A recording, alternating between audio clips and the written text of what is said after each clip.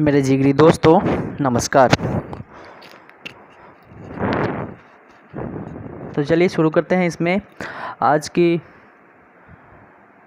जो क्लासेज होगी वो वैसे तो व्याख्या प्रधान है, व्याख्या पर आधारित होगी। यानी उसको जो पिछले लेक्चर में जो वीडियोज को जो क्वेश्चन को तैयार किया गया था, बताया गया था, यानी समझाया गया था, उसको आज उसका आंसर को लिखवाएंगे। वैसे आप लोग लिखे हैं, कुछ 2-4 व्यक्तियों ने अपनी जवाब को लिखकर भेजा है कि सर ये हम लिखे हैं। चलिए, इससे हमको खुशी हो रही है कि आप लोग लिखे हैं। इस बात के लिए आप सभी को बहुत बहुत धन्यवाद। और ऐसे ही आप जुड़कर इसके साथ साथ अपनी तैयारी को और इम्प्रूव करते रहें और इससे जुड़े रहें। इसके लिए आपको बहुत बहुत बधाई और मेरा अभिवादन भी स्वीकार करें। तो चलिए, इसके बाद जो आज उसी टॉपिक्स को जो नहीं लिख पाए हैं, यानी पिछले लेक्चर में जो बताया गया था कि प्रयोग द्वारा सिद्ध कीजिए कि प्रकाश संश्लेषण की प्रक्रिया के लिए सूर्य का प्रकाश आवश्यक होता है, उसे जो लिख लिए वो बहुत अच्छी बात है। और जो नहीं लिख पाए उनके लिए हम एक बार बोल देते हैं, यानी बोलेंगे, आपको नोट करना है। जैसे आप क्लास में ऑफलाइन क्लास में जैसे आप नोट करते हैं उसी तरीक़ा से इसमें भी नोट करना है। तो कॉपी पेन निकालिए और क्वेश्चन तो लिखे ही हुए हैं, उसका आंसर नोट कीजिए। हम लिखेंगे नहीं बाबा, आपको नोट करना होगा, क्योंकि ये 20 से 25 मिनट 30 मिनट का मैक्सिमम वीडियो बनाया जाता है। अगर हम लिखेंगे तो उसी में आपका समय ख़त्म हो जाएगी और आप पढ़ाई लगेगा कि कुछ नहीं हुआ। इस दृष्टिकोण से हम आपको सिर्फ बताएंगे, बोलेंगे, आप लोग नोट करिएगा। ओके, चलो तो लिखिए। आपको समझा दिया गया है, आपको समझाना है नहीं, सिर्फ लिखना है। तो लिखिए, नोट कीजिए, छापिए, फटाफट छापिए। तो हाँ छापिए इसको, यानी टेढ़ी भाषा में छापिए कहते हैं। चलो लिखो। सबसे पहले गमले में लगे एक पौधों को लेंगे। सबसे पहले हम गमले में लगे एक पौधों को लेंगे। सबसे पहले हम गमले में लगे एक पौधों को लेंगे। लिख लिए? हाँ, नोट करते चलना है, सुनना नहीं है, नोट करना है। सबसे पहले गमले में लगे एक पौधों को लेंगे और उसे 2 या 3 दिनों तक अंधेरे में रख देंगे। उसे 2 या 3 दिनों तक अंधेरे में रख देंगे। ठीक, इससे पौधों में प्रकाश संश्लेषण की क्रिया नहीं होगी।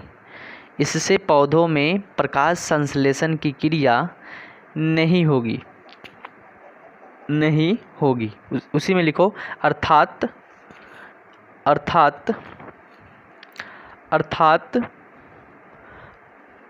पत्तियों में तैयार भोजन, अर्थात पत्तियों में जो तैयार भोजन होगी वह पूरी तरह से खत्म हो जाएगी। अर्थात पत्तियों में जो तैयार भोजन होगी वह पूरी तरह से खत्म हो जाएगी।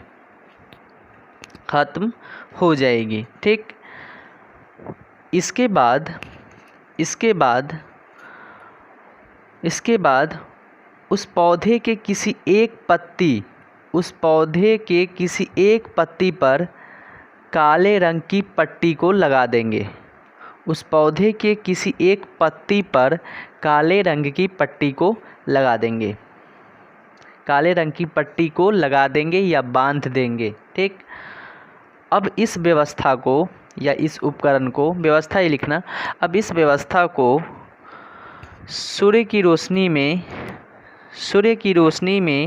4 या 5 घंटों के लिए छोड़ देंगे। अब इस व्यवस्था को सूर्य की रोशनी में 4 या 5 घंटों के लिए रख देंगे। इससे पौधों में प्रकाश संश्लेषण की क्रिया होना शुरू हो जाएगी। इससे पौधा प्रकाश संश्लेषण की क्रिया करना शुरू कर देगी। इससे पौधा प्रकाश संश्लेषण की क्रिया करना शुरू कर देगी, अर्थात पौधा भोजन बना अर्थात पौधा पत्तियों के माध्यम से भोजन बनाएगी, अर्थात पौधा पत्तियों के माध्यम से भोजन बनाएगी। ठीक। 4 से 5 घंटे के बाद, उसी में 4 से 5 घंटे के बाद जिस पत्ती पर प्रयोग किए थे उस पत्ती को पौधों में से तोड़ लेंगे। 4 से 5 घंटे के बाद जिस पत्ती पर प्रयोग किए थे उस पत्ती को पौधों में से तोड़ लेंगे। ठीक। तोड़ लेंगे और उसे और उसे आयोडीन के घोल वाले बीकर में 4 से 5 मिनट के लिए रख देंगे। और उसे आयोडीन के घोल वाले बीकर में 4 से 5 मिनट के लिए रख देंगे। और उसे आयोडीन के घोल वाले बीकर में 4 से 5 मिनट के लिए रख देंगे।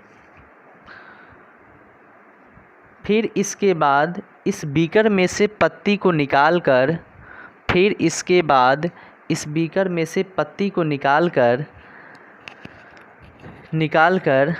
जब हम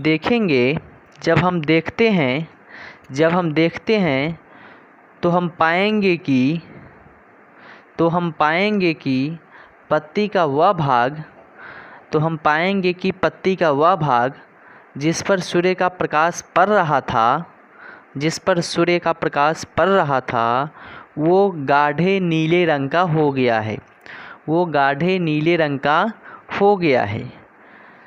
और जबकि पत्ती का वह भाग जिस पर काले रंग की पट्टी को बांध दिया गया था वह भाग पूरी तरह से रंगहीन हो गया है, यानी कलरलेस हो गया है। जबकि पत्ती का वह भाग जिस पर काले रंग की पट्टी को लगा दिया गया था वह पूरी तरह से रंगहीन हो गया है।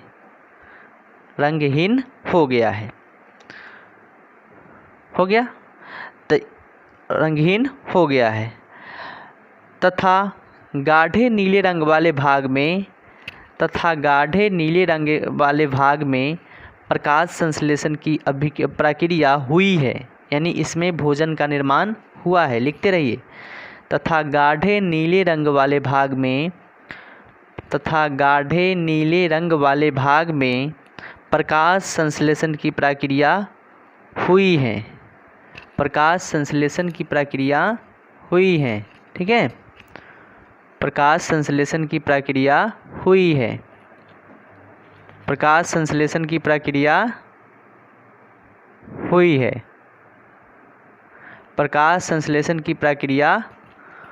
है। ठीक। किसमें हुआ है? यानी गाढ़े नीले रंग वाले भाग में। क्यों? क्योंकि उसमें प्रकाश संश्लेषण की प्रक्रिया हुआ है, स्टार्च का निर्माण हुआ है, भोजन बना है, तभी तो वो गाढ़ा नीले रंग में बदला है।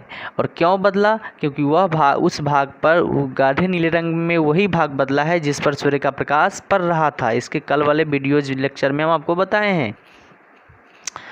तो गाढ़े नीले रंग वाले भाग में प्रकाश संश्लेषण की प्रक्रिया हुई है। ठीक है। अब लिख दीजिए निष्कर्ष।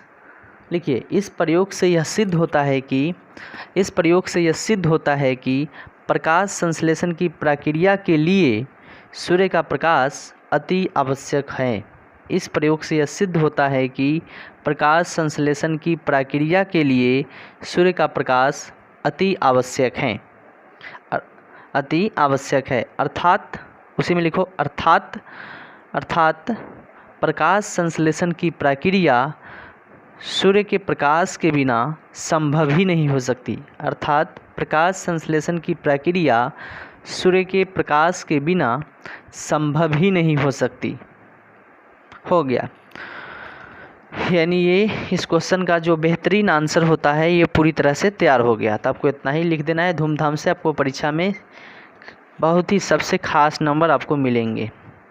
अच्छा, एक बात और बाबू, यानी ये क्वेश्चन जो है प्रकाश संश्लेषण की प्रक्रिया के लिए, यानी सिद्ध कीजिए कि प्रकाश संश्लेषण की प्रक्रिया के लिए सूर्य का प्रकाश आवश्यक होता है। इसी में नीचे नीचे नोट करके लिख दीजिए, नोट करके याद रखिए, रोज़ पढ़ना है, रटना नहीं है इसको, यानी रोज़ रोज़ पढ़ लेना तो क्वेश्चन बन जाएगी, ऑब्जेक्टिव के लिए है। तो इसे नोट करके लिख दीजिएगा बॉक्स में, बॉक्स एक घेरा लगा दीजिए, उस बॉक्स में नोट कर दीजिए, इसको बॉक्स में लिखना है, ठीक है। चलो, रटना नहीं है, इसको रोज़ पढ़ोगे तो ऑब्जेक्टिव बन जाएगी। चलो, तो बॉक्स में लिख दो, हरित पौधे, हरित पौधों में पाए जाने वाले, हरित पौधों में क्या पाया जाएगा बताइए तो, यानी हरित पौधों में, यानी हरा पौधा, हरित मतलब हरा, हरित पौधों में क्या पाया जाएगा, हरित लवक, क्लोरोप्लास्ट पाया जाएगा ना।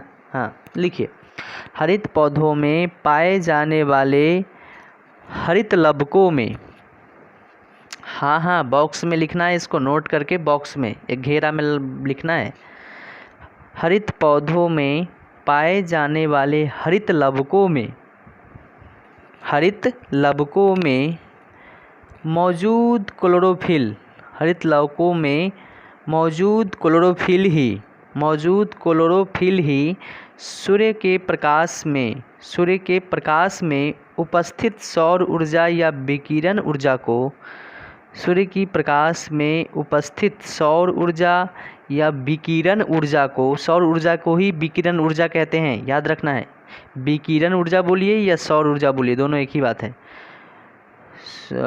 उपस्थित सौर ऊर्जा या विकिरण ऊर्जा को trap trap trap trap trap या विपास कर सकते हैं, ट्रैप या विपास कर सकते हैं, ट्रैप या विपास कर सकते हैं, हो गया। उसी में लिखना है, एवं उसे रासायनिक ऊर्जा में बदलकर, एवं उसे रासायनिक ऊर्जा में बदलकर संश्लेषित ग्लूकोज के अणुओं में इसका समावेश किया जाता है, संश्लेषित ग्लूकोज के अणुओं में इसका समावेश किया जाता है, संश्लेषित ग्लूकोज के अणुओं में इसका समावेश किया जाता है, संश्लेषित ग्लूकोज के अणुओं में इसका समावेश किया जाता है, ठीक है। फिर से बोल देते हैं, इसे नोट में लिखना है, एक बॉक्स में लिख देना है, इसे रटना नहीं है, इसे रोज़ पढ़ लेना है, जिस पर ऑब्जेक्टिव आपकी तैयार हो जाएगी, बन जाएगी, ओके। तो इसे मिला लीजिए। अब लिखाए हैं, हरित पौधे में, हरित पौधों में पाए जाने वाले हरित लवकों में मौजूद क्लोरोफिल ही सूर्य के प्रकाश में उपस्थित सौर ऊर्जा या विकिरण ऊर्जा को ट्रैप या विपास कर सकते हैं, यानी उसमें कुछ न कुछ परिवर्तन कर सकता है, एवं उसे रासायनिक ऊर्जा में बदलकर संश्लेषित ग्लूकोज के अणुओं में इसका समावेश करते हैं। इसका मतलब क्या हुआ समझ लीजिए, फिर से बोलते हैं, मिलाओ, हरित पौधों में पाए जाने वाले हरित लवकों में, अच्छा देखो, हरित पौधों में समझ लीजिए, हरित पौधों में क्या होता है, हरित पौधों में क्या पाया जाता है, हरित लवक, क्लोरोप्लास्ट, हरित, तो वही बताया कि हरित पौधों में पाए जाने वाले हरित लवकों में, यानी हरित लवकों में उपस्थित क्या है, क्लोरोफिल।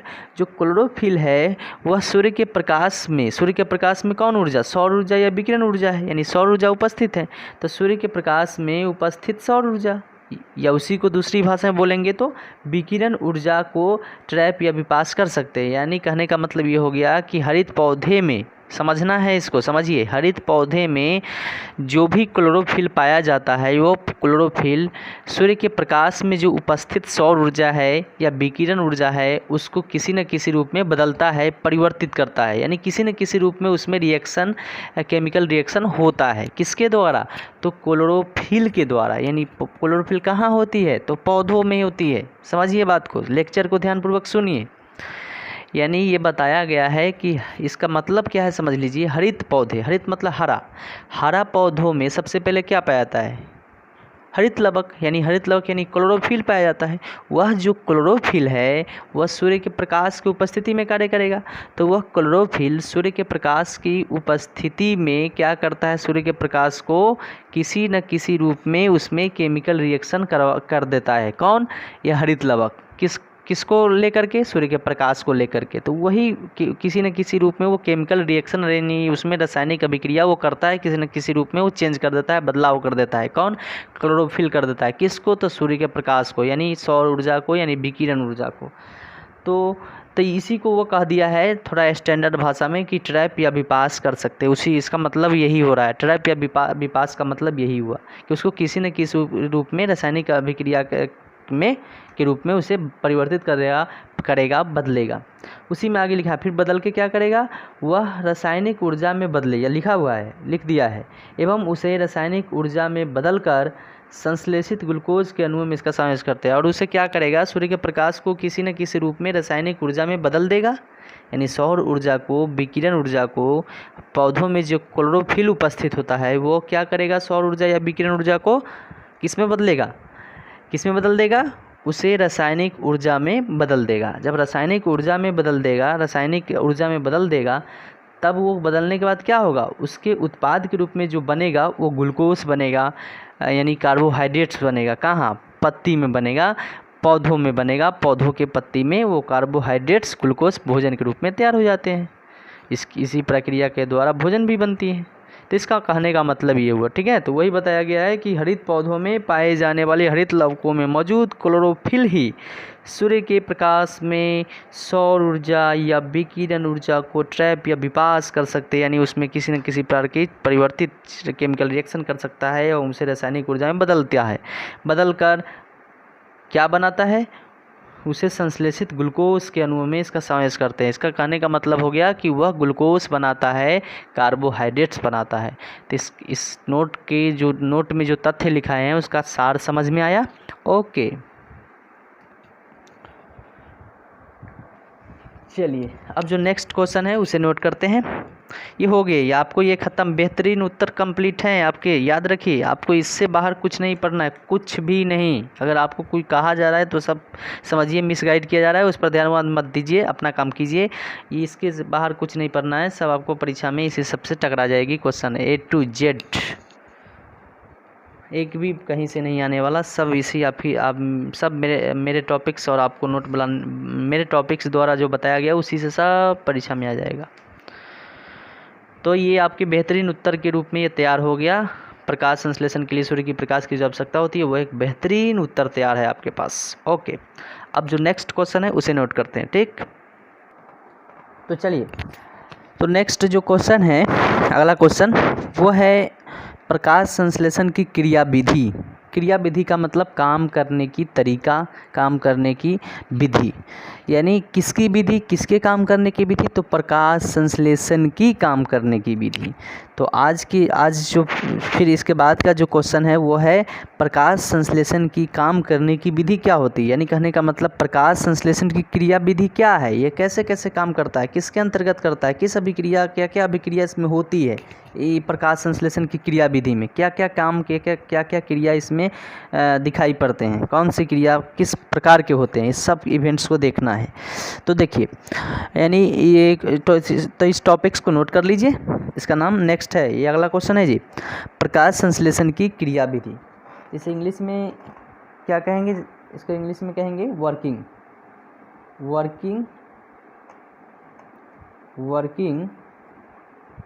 ऑफ फोटोसिंथेसिस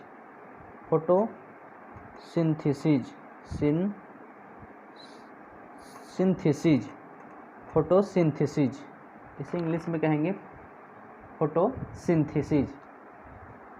फोटोसिंथेसिस, यानी वर्किंग ऑफ फोटोसिंथेसिस। वर्किंग का मतलब क्रिया विधि और फोटोसिंथेसिस का मतलब प्रकाश संश्लेषण, यानी प्रकाश संश्लेषण की क्रिया विधि। इंग्लिश नाम ये हुआ। हिंदी नाम इसका क्या होगा? हिंदी नाम भी नोट कर लो, क्या होगा इसका हिंदी नाम होगा प्रकाश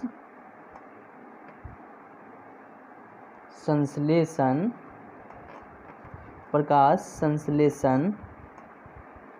की क्रिया विधि।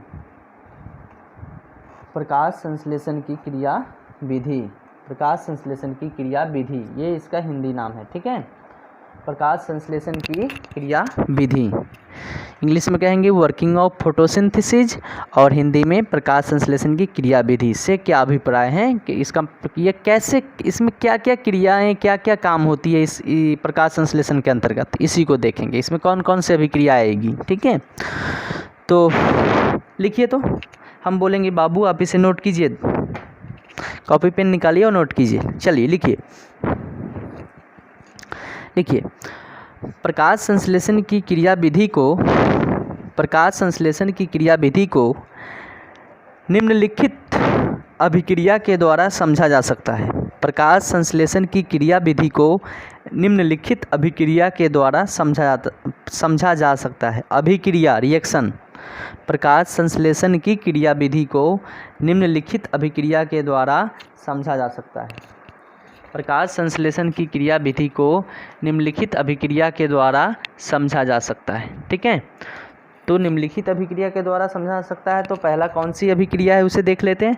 पहला जो है वो है प्रकाश अभिक्रिया, नंबर 1।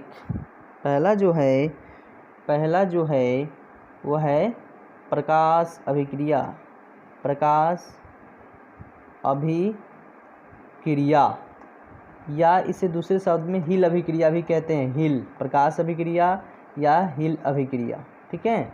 प्रकाश अभिक्रिया या हिल अभिक्रिया पहला, ठीक है। यानी इसी का प्रकाश संश्लेषण क्रिया विधि को निम्नलिखित अभिक्रिया के द्वारा समझा जा सकता है, जिसमें से पहला जो जिस अभिक्रिया के द्वारा हम समझेंगे वो है प्रकाश अभिक्रिया या हिल अभिक्रिया के द्वारा हम इसके क्रिया विधि को समझेंगे। प्रकाश अभिक्रिया या हिल अभिक्रिया, ठीक है। तब इसे समझ लेते हैं कि प्रकाश अभिक्रिया या हिल अभिक्रिया क्या होती है। तो देखिए क्या होती है प्रकाश अभिक्रिया या हिल अभिक्रिया। तो इसको ज़रा सबसे पहले हिस्ट्री जान लेते हैं, इतिहास, इसका इतिहास जान लेते हैं कि इसमें प्रकाश अभिक्रिया या हिल अभिक्रिया इसको कहते क्यों हैं, इसके बारे में थोड़ा सा इतिहास जानना चाहेंगे। बिल्कुल, इसे जान लीजिए, अच्छा रहेगा। वैसे परीक्षा में नहीं पूछा जाएगा, लेकिन आप जान लो, क्या होगा, इससे थोड़ा सा नॉलेज इंप्रूव हो जाएगी। तो इतिहास करके एक बॉक्स में इसको भी लिख दीजिए। ये परीक्षा की ज़रूरत नहीं है, ये इसे याद नहीं करना है, इसे सिर्फ देख लेना है। तो एक बॉक्स में ऐसे बॉक्स बना लीजिए ऐसे, और इतिहास देकर डैश दे दीजिए। इतिहास, इतिहास मतलब इतिहास सब्जेक्ट नहीं है, इसके बारे में हम बता रहे हैं ये कैसे इसका नाम पड़ा प्रकाश अभिक्रिया या हिल अभिक्रिया। लिखिए तो जल्दी से इतिहास में लिखिए। प्रकाश अभिक्रिया का सर्वप्रथम अध्ययन करने वाला जो वैज्ञानिक था, प्रकाश अभिक्रिया का सर्वप्रथम अध्ययन करने वाला जो वैज्ञानिक था उसका नाम हिल था। प्रकाश अभिक्रिया का सर्वप्रथम अध्ययन करने वाला जो वैज्ञानिक था उसका नाम हिल था, हिल था। इसलिए प्रकाश अभिक्रिया को हिल अभिक्रिया भी कहते हैं। इसलिए प्रकाश अभिक्रिया को हिल अभिक्रिया भी कहते हैं। इसलिए प्रकाश अभिक्रिया को हिल अभिक्रिया भी कहते हैं। इसलिए प्रकाश अभिक्रिया को क्या कहते हैं, हिल अभिक्रिया भी कहते हैं। यानी प्रकाश अभिक्रिया को सर्वप्रथम अध्ययन करने वाला जो वैज्ञानिक था वो हिल था, इसलिए इस अभिक्रिया को हिल अभिक्रिया कहते हैं। चलिए इतिहास हो गया, अब इसका डायरेक्ट उत्तर पर आते हैं। तो पहले आप इसे क्या करो, नोट करो, हम जो जो बोलते हैं उसे नोट करो, फिर इसे हम समझा देंगे। नोट करते चलना है, अभी सिर्फ नोट कीजिए। लिखिए, अब इसका जो सटीक आंसर है वो आंसर लिखा रहा है, अब आंसर लिखिए। प्रकाश अभिक्रिया है, प्रकाश अभिक्रिया या हिल अभिक्रिया है ना। अब लिखिए इसका, लिखिए तो प्रकाश संश्लेषण की जटिल क्रिया में हरे पौधे, प्रकाश संश्लेषण की जटिल क्रिया में हरे पौधे, प्रकाश संश्लेषण की जटिल क्रिया में हरे पौधे विकिरण ऊर्जा को, विकिरण ऊर्जा मतलब सूर्य के प्रकाश, प्रकाश संश्लेषण की जटिल क्रिया में हरे पौधे विकिरण ऊर्जा को किस में बदलते हैं, अभी नहीं इससे पहले बताए थे, बताओ, रासायनिक ऊर्जा में। तो लिखो वही बात जो जानते हो, प्रकाश संश्लेषण की जटिल क्रिया में हरे पौधे विकिरण ऊर्जा को रासायनिक ऊर्जा में बदलते हैं, विकिरण ऊर्जा को रासायनिक ऊर्जा में बदलते हैं। हो गया, उसी में लिखिए, जब सूर्य का प्रकाश हरी पत्तियों पर पड़ता है, जब सूर्य का प्रकाश हरी पत्तियों पर पड़ता है तब क्लोरोफिल विकिरण ऊर्जा का अवशोषण करती है। तब क्लोरोफिल विकिरण ऊर्जा का अवशोषण करती है तथा इस ऊर्जा द्वारा ही पत्तियों में उपस्थित जो जल होता है तथा इस ऊर्जा द्वारा ही, यानी किस ऊर्जा द्वारा, विकिरण ऊर्जा, तथा इस ऊर्जा द्वारा ही पत्तियों में उपस्थित जल दो भागों हाइड्रोजन और ऑक्सीजन में बट जाता है। 2 भागों हाइड्रोजन और ऑक्सीजन में बट जाता है। इनमें बट जाता हो गया, यानी इस ऊर्जा द्वारा ही हरी पत्तियों में उपस्थित जल, हरी पत्तियों में जो जल उपस्थित होगा, हरी पत्तियों में उपस्थित जल 2 भागों हाइड्रोजन तथा ऑक्सीजन में बट जाता है। उसी में लिखिए, इनमें जो ऑक्सीजन होता है वह स्टोमाटा द्वारा बाहर निकलकर वायुमंडल में चला जाता है। इनमें जो ऑक्सीजन होता है वह स्टोमाटा द्वारा बाहर निकलकर वायुमंडल में चला जाता है तथा हाइड्रोजन कार्बन डाइऑक्साइड से मिलकर ग्लूकोज बनाता है, यानी ग्लूकोज मतलब कार्बोहाइड्रेट्स, तथा हाइड्रोजन कार्बन डाइऑक्साइड से मिलकर ग्लूकोज बनाता है तथा हाइड्रोजन कार्बन डाइऑक्साइड से मिलकर ग्लूकोज बनाता है। ठीक है, अब इसे ज़रा समझ लीजिए, भले एक होगा कोई बात नहीं, समझ लेते हैं बढ़िया से। पहले देखिए, प्रकाश संश्लेषण की क्रियाविधि को निम्नलिखित प्रयोगों के निम्नलिखित तथ्यों के आधार पर समझ सकते हैं, जिसमें पहला जो तथ्य है या निम्नलिखित अभिक्रिया के आधार पर समझ सकते हैं। किसको? तो प्रकाश संश्लेषण की क्रियाविधि को। ठीक है, तो पहला जो अभिक्रिया है वह है प्रकाश अभिक्रिया या हील अभिक्रिया।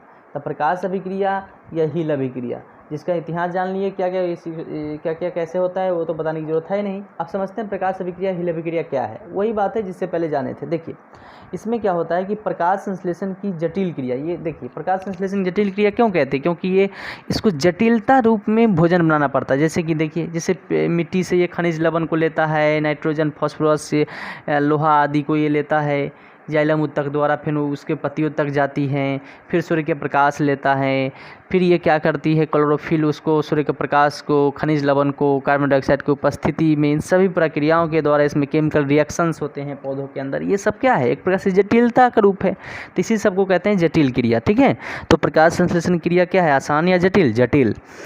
समझ रहे हैं ना बात को? अभी सुनिए, तो प्रकाश संश्लेषण की जटिल क्रिया में, जटिल क्रिया हो गई, तो प्रकाश संश्लेषण की जटिल क्रिया में हरे पौधे सूर्य के प्रकाश में जो विकिरण ऊर्जा है, समझ रहे ना बात? हाँ, सूर्य के प्रकाश में जो विकिरण ऊर्जा है उसको किस में बदलेगा, बताओ? रासायनिक ऊर्जा में। तो रासायनिक ऊर्जा में बदलती है, ये बात आप पहले से जानते हैं। ठीक है, उसी में फिर बताया गया है कि जब सूर्य का प्रकाश सोचो, जब सूर्य का प्रकाश किस पर पड़ेगा, हरी पत्ती पर पड़ेगा।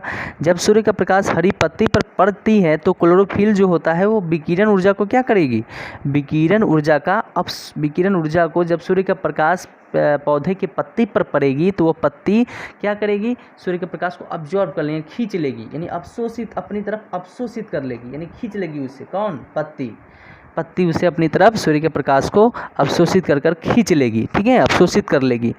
और क्या होगा, इस पत्ती और ये इसमें जो विकिरण ऊर्जा को क्या कर ली, अवशोषित कर ली, पत्ती अपनी तरफ खींच ली, यानी अपनी तरफ अब्जॉर्ब कर ली, यानी खींच ली। किसको खींच ली? विकिरण ऊर्जा को खींच ली। जब विकिरण ऊर्जा को अपनी तरफ पत्ती खींच लेगी, यानी अवशोषित कर लेगी, तो पत्ती में तो जल भी है, क्योंकि नीचे से जड़ द्वारा जल आया है जाइलम उत्तक के माध्यम से। तो पत्ती में जो जल होगा वह जल क्या होगा, उसमें जल जो होगा जब भी वो सूर्य के प्रकाश को अपनी तरफ खींचेगा, यानी आकर्षित करेगा, तो पत्ती में जो जल होगा वह जल 2 भागों में बढ़ जाएगा। कितने भागों में? 2 भागों में। 2 भागों मतलब पहला ऑक्सीजन में और दूसरा किस में बटेगा? दूसरा आपको बढ़ जाएगा किस में, बताइए? बताइए किस में बटेगा, यानी पहला ऑक्सीजन और दूसरा हाइड्रोजन में बट जाएगा। यानी मतलब पहला दूसरा से फर्क नहीं पड़ता। अब हाइड्रोजन ऑक्सीजन लिखा है ना, तो वही बोल सकते हैं। यानी जब भी वो पत्ती जो है वो सूर्य के प्रकाश को अपनी तरफ आकर्षित करेगी तो पत्ती में जो वह जल है वो दो भागों में बट जाएगी, पहला हाइड्रोजन दूसरा ऑक्सीजन। ठीक है, तो हाइड्रोजन दूसरा ऑक्सीजन। अच्छा, ऑक्सीजन की तो आवश्यकता नहीं होती है प्रकाश संश्लेषण क्रिया में, क्योंकि पौधा को ऑक्सीजन चाहिए नहीं, तो क्या करेगा, ऑक्सीजन को छोड़ देगी बाहर। कहाँ बाहर, वायुमंडल में। मानव के लिए, मानव के सांस लेने के लिए शुद्ध एयर जो होता है वो उसको कहाँ पर छोड़ देगी, वायुमंडल में छोड़ देगी, जिसकी सहायता से हम लोग सांसें लेते हैं। यानी किसके माध्यम से छोड़ेगी, तो स्टोमाटा के माध्यम से। आपको बताया था कि स्टोमाटा अपने आप में खुलता भी है और सिकुड़ता भी है ना, बताए थे कि जब वो खुलता है, जब ऑक्सीजन निकलने की समय होता है तो वो खुलती हैं और फिर वो सिकुड़ती हैं। कब खुलती हैं, कब सिकुड़ती हैं, सब बताया गया है। आप उस लेक्चर को देखेंगे तो आपको अच्छे से सब पता चल जाएगी। तो ऑक्सीजन को प्रकाश संश्लेषण क्रिया में ज़रूरत नहीं होती, तो वो क्या करता है, वायुमंडल में छोड़ देता है, उसे अपनी तरफ नहीं रखता, उसे छोड़ देता है। कौन, पत्ती।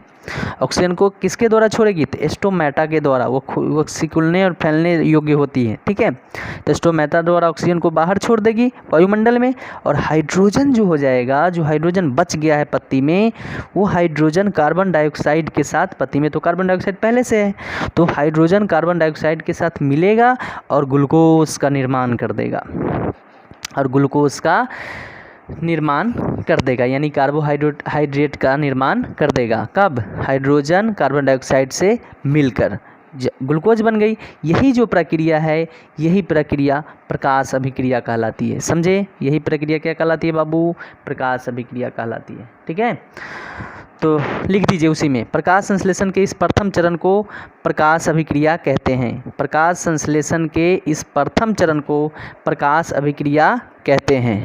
ठीक, तो यानी प्रकाश संश्लेषण के इस प्रथम चरण को प्रकाश अभिक्रिया कहते हैं।